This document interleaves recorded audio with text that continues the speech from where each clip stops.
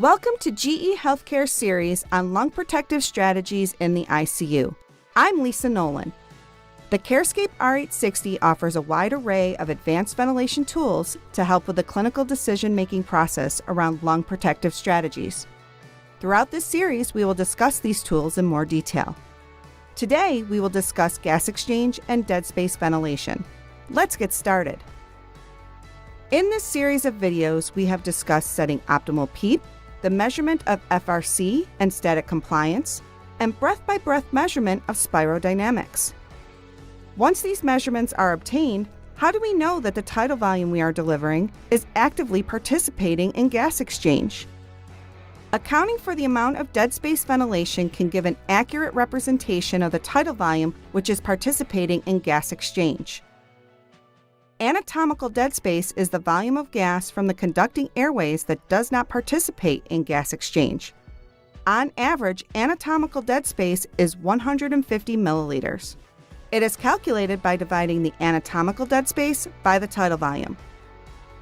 It is important to measure how much of the tidal volume is wasted in the conducting airways. The calculated dead space is multiplied by the patient's minute ventilation.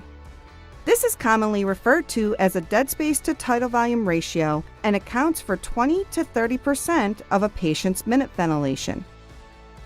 What happens to gas exchange when the alveoli are overdistended or overventilated? They compress the walls of the capillaries and do not allow for gas exchange. This is commonly referred to as alveolar dead space. After entering PaCO2 from the blood gas and obtaining end-tidal CO2 from the respiratory gas module, physiologic dead space can be obtained. Physiologic dead space is the total amount of wasted ventilation from anatomical and alveolar dead space. The formula uses the Bohr equation. Normal physiologic dead space is 25 to 35% of normal minute ventilation.